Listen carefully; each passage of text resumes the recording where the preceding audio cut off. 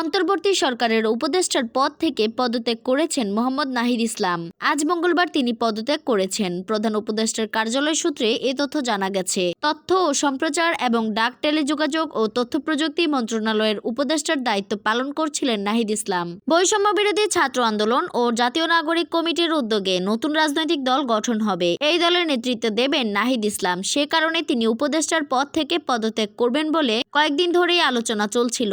আগামী শুক্রবার 28 ফেব্রুয়ারি নতুন এই রাজনৈতিক দলের আত্মপ্রকাশ ঘটতে যাচ্ছে। নতুন দলে যুক্ত হতে যাওয়া জাতীয় নাগরিক কমিটি ও বৈষম্য বিরোধী ছাত্র আন্দোলনের 3 জন নেতার সঙ্গে কথা বলে এর আগে জানা যায়, জুলাই গণ অভ্যুত্থানের সময় সামনের সারিতে থাকা ছাত্রনেতারাই নতুন রাজনৈতিক দলের শীর্ষ পদগুলোতে আসছেন। এই দলের আহ্বায়ক পদে নাহিদ ইসলামের মনোনয়ন নিয়ে শুরু থেকেই জাতীয় নাগরিক কমিটি ও বৈষম্য বিরোধী ছাত্র আন্দোলনের নেতাদের কারো কোনো আপত্তি ছিল না। সদস্য সচিব হিসেবে কে আসবেন মূলত তা নিয়ে মতবিরোধ ছিল।